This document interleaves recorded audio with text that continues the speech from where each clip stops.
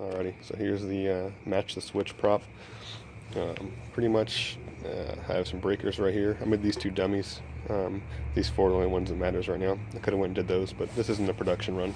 In fact, it's all discrete components, so that's more of like a show and tell kind of thing. The next ones I'm going to do, they're all going to utilize MCUs. Obviously, I'll have some things I have to do with discrete components, like custom drivers and stuff like that, but for the most part, I'll try and stick to MCUs. So to get into the meat of this, just a standard load center. Got your breakers. I put a RJ45 jack on the side right there. This is just a temporary battery pack I put in there. So the power to this thing is delivered through that RJ45 port over a Cat 5 or Cat 6 or any kind of cat you want. Plug it in here. Sorry. Alrighty. So along with power, you got 6 more wires, so you can do things like an attention getter, like an LED that would blink to kind of tell the customer, you know, hey, come over here, this is the next step. You can add a piezo, also an override, so that way in case they couldn't solve this, you can override the puzzle. And you can have that on a switch inside the command center or whatever, or also you can put a ESP8266 module in here or something to make it Wi-Fi compatible, so you can log onto your phone or computer and override or do the attention getter. So anything you can do manually, you know, tactilely, like with a push button, you can do the same thing from a browser or something. But I haven't added that Wi-Fi capability yet. But it's straightforward. I'll do it on the production runs. So, like I said, these are dummy switches. These are the 4 that matter. I have it set to 1010 right now. So 1010. You hear the piezo going off in there.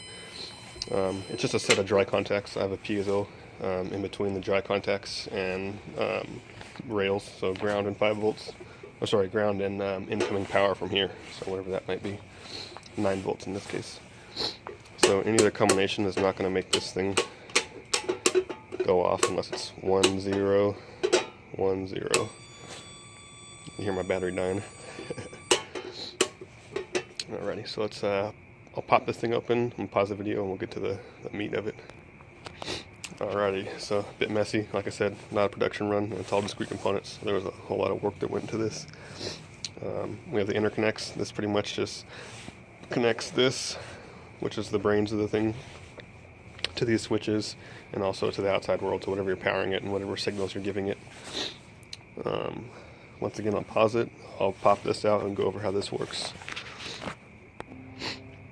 Alrighty, once again, excuse the mess. It's a bit messy wiring, but like I said, there's only so much time I want to put into something that's not a production run. So from the top, we have the interconnects, like I discussed earlier. This pretty much connects these pairs, which are from the dip switches that go to the ICs, and these pairs, which are from the circuit breakers, which go to the ICs for comparison. So you can think of it as having like a 1A and a 1B. So dip switch number 1 would be 1A. Circuit breaker number 1 would be 1B. 1A and 1B get compared at the exclusive OR gate right there. Those get sent out to an inverter. Inverter sends out to an AND gate, which is right there. And when you have all those in succession, like switches 1, 2, 3, and 4, and 1, 2, 3, and 4B, once those all match up, your AND gates all put out 1s. Those get ANDed together again for a final output, which is this green wire. This goes over to the relay driver right here. So that's how that works in a nutshell. And that relay driver obviously drives the relay, and you got a set of dry contacts right there. So a little bit of nitty gritty. Incoming power. We've got a diode below that cap. You can't see it, but that's for reverse polarity protection. We'd hate for this thing to be fried if the wire's wrong. So input power, reverse polarity protection from a diode, smoothing cap, regulator, so you can put in from 5 to 35, I think it is, and get 5 out. Smoothing cap for the output, that powers the ICs and the relay driver and the relay itself, and also the piezo buzzer I just put in between the contacts, the dry output and the rails. That's getting powered from over here. So there's the first stage. We have our ICs, XOR, XOR, inverter, and got all the pull downs to keep the logic levels from being in that intermittent state. Got our dip switch right there, relay driver. which I was going to go the transistor route, but this was just easy. It's pretty much a low power read relay. It pulls like 10 milliamps, so I mean, it's awesome. And that's driving a bigger relay, which the dry contacts are just put into these posts to make it easy to hook up to. That's about it. I was going to add, like I said, the attention getters like the LEDs and the piezos to kind of buzz at the guests to get their attention, and also Wi-Fi capability.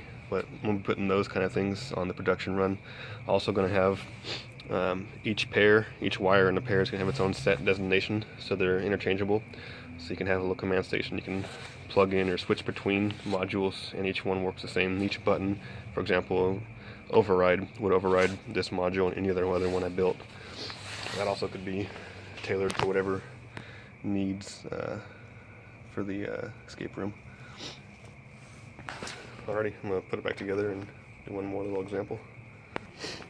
Alrighty, got to put it back together, got the lid put on, got it powered up. Just a 9-volt in there. 1 0 1 0. There goes a piezo.